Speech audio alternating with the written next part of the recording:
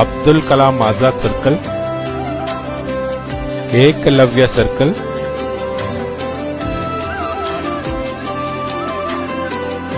Chamaraja double road,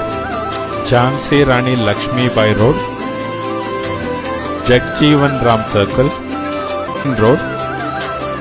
Visvesvaraya circle, D Devaraj Urs road,